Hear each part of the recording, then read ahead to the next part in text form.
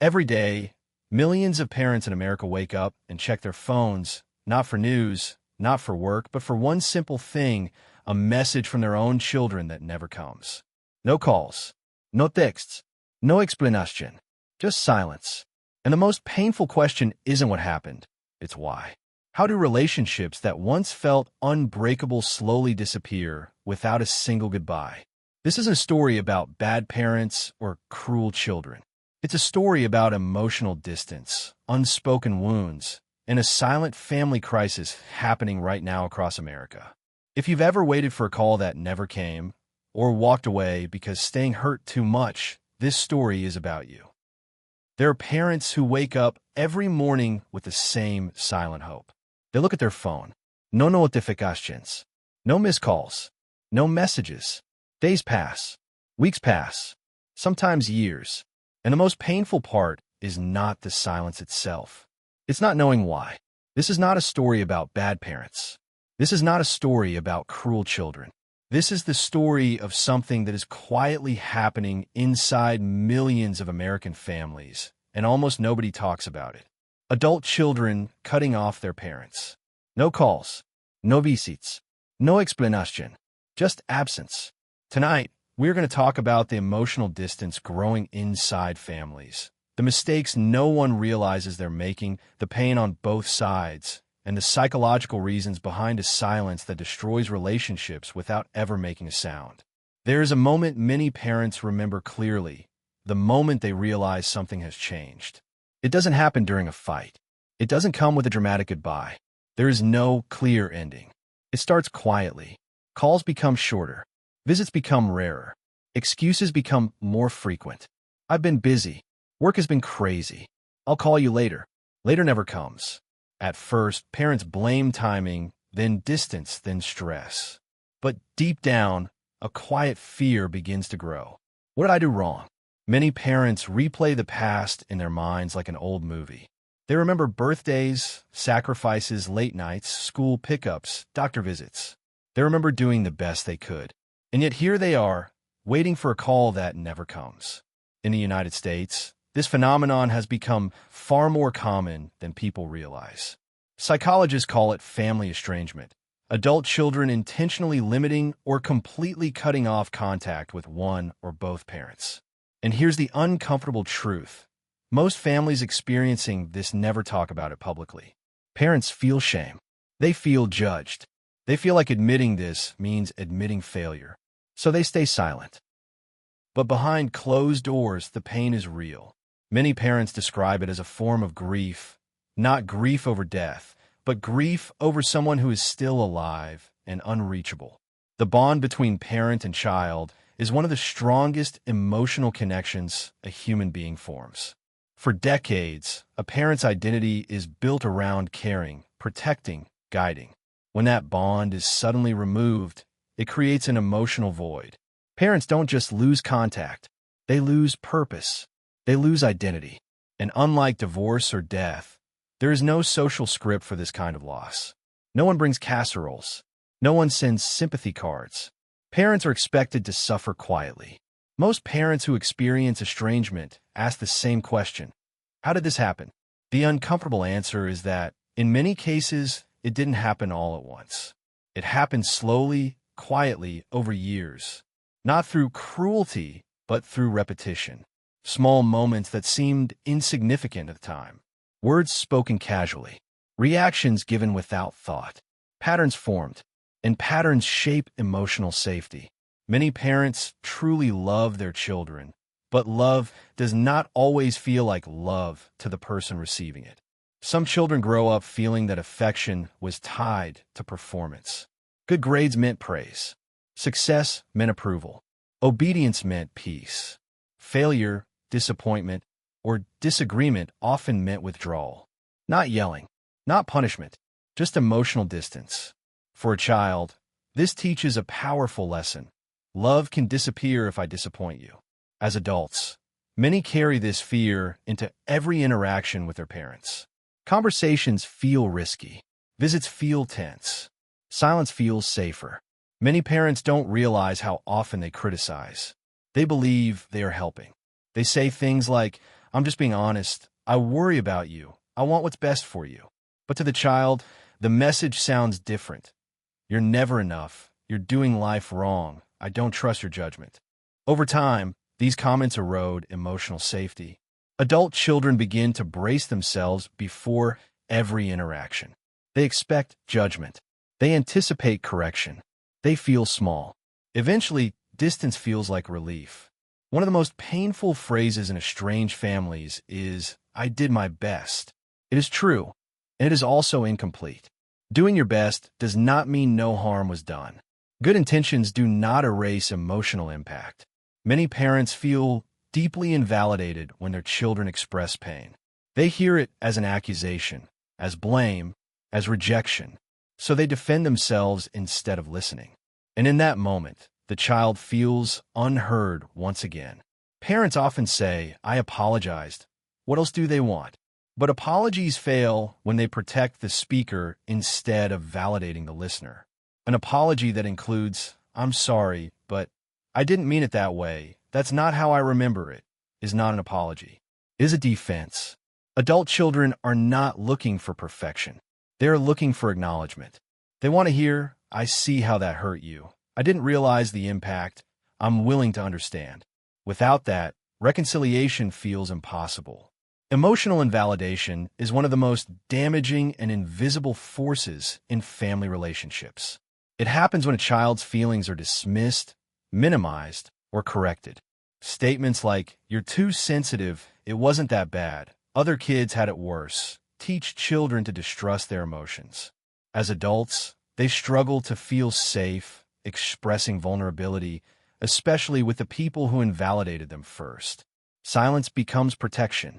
Distance becomes self-preservation. Some parents struggle with letting go. They offer advice constantly.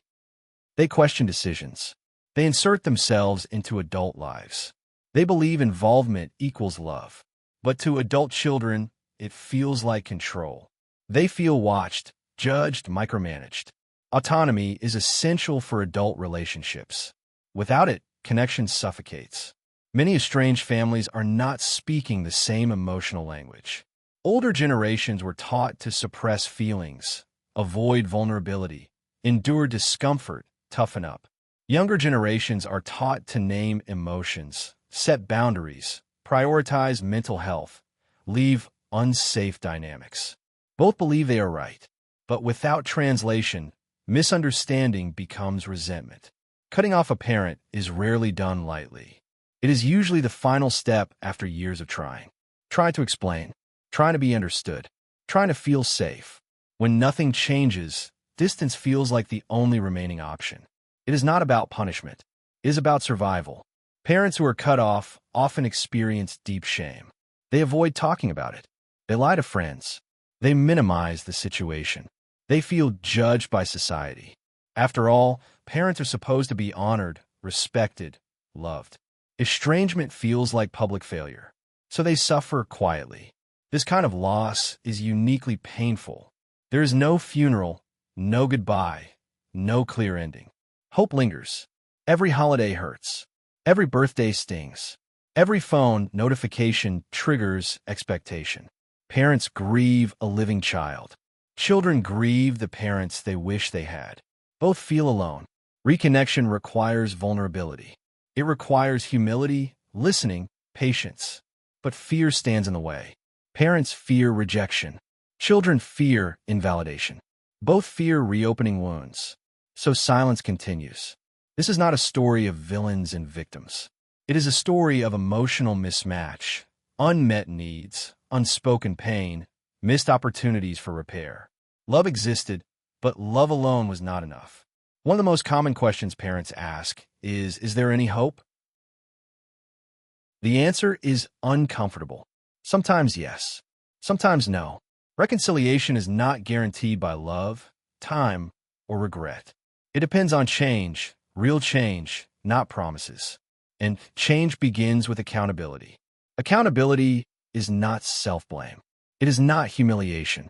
It is the willingness to say, "I may not remember it the same way, but I believe your experience. I didn't intend to hurt you, but I accept that I did. I am willing to listen without defending myself. For many parents, this feels terrifying because it requires letting go of the idea of being the good parent.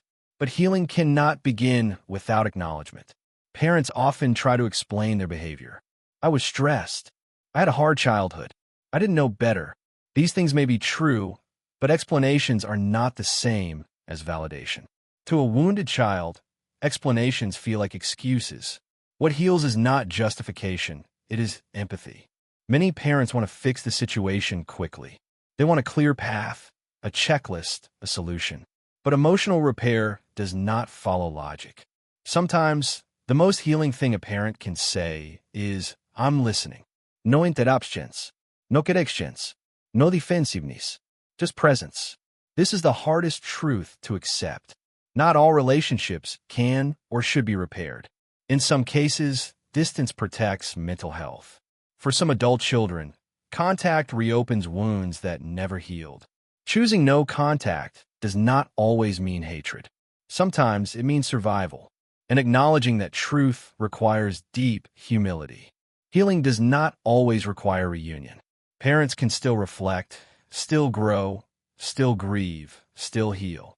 Children can still process pain, still release resentment, still build healthier relationships elsewhere. Closure is not always mutual. Sometimes it is internal. Many parents chase a painful illusion. If I was a good parent, this wouldn't have happened. But perfection does not exist. Every parent fails in some way. What matters is not the failure, but the response to it. Defensiveness deepens wounds. Humility opens doors. Many adult children say the same things. I didn't want to hurt you. I just wanted to feel safe.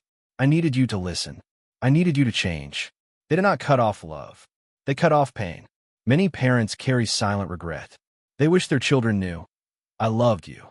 I was scared. I didn't have the tools. I would do things differently now. But words unspoken cannot heal wounds untouched. Time alone does not heal estrangement. But time can soften edges. Perspective changes. Defensiveness weakens. Curiosity grows. Sometimes reconnection happens years later. Sometimes it doesn't. Both realities must be honored. Silence feels safe, but it also preserves pain. Unspoken grief does not disappear. It settles quietly into the body, into the mind, into the heart. Acknowledging pain is not weakness. It is courage.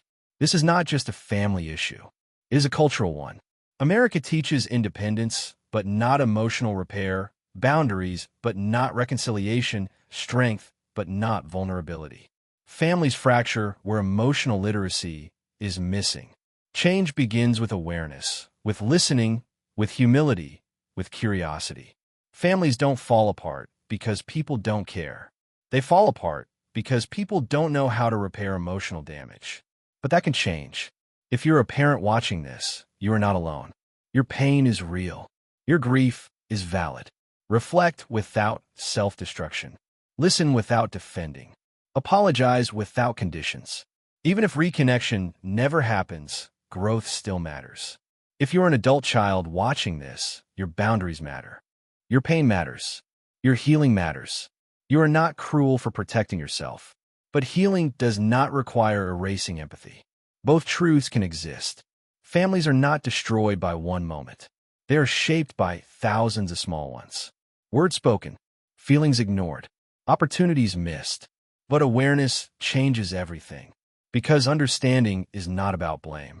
It is about breaking cycles. There are parents still waiting for a call. There are children still carrying pain. Between them, silence. But silence is not the end of the story. Understanding is. If this story touched something inside you, don't ignore that feeling. Emotional distance doesn't appear out of nowhere. It grows in silence, in small moments that feel insignificant until one day they become everything. If you're a parent, maybe this video made you uncomfortable. Maybe it made you defensive. Maybe it made you reflective. That discomfort matters. Growth almost always begins there. And if you're an adult child, maybe this story put words to feelings you've carried for years but never fully understood. You're not weak for feeling them. You are human. Stories like this don't exist to assign blame. They exist to break cycles that quietly repeat themselves generation after generation. And that's why this channel exists. Here, we talk about the emotional truths most people avoid, the silent pain inside families, the psychological patterns that shape our lives, the conversations no one teaches us how to have. If you don't want to face these realities alone, subscribe to this channel. Not for entertainment, but for understanding. New long-form documentaries like this are coming, exploring family relationships, emotional wounds, parenting, marriage, loneliness, and the parts of life most people are afraid to look at honestly. If this video resonated with you, let me know in the comments. You don't have to share details. Even a single word is enough. Your voice matters here. And if you know someone who might be living this silence, a parent waiting for a call, or a child carrying unspoken pain, share this video with them. Sometimes one story is enough to open a door that's been closed for years. Don't forget to subscribe, turn on notifications, and stay with us. Because understanding doesn't just change relationships. It changes lives.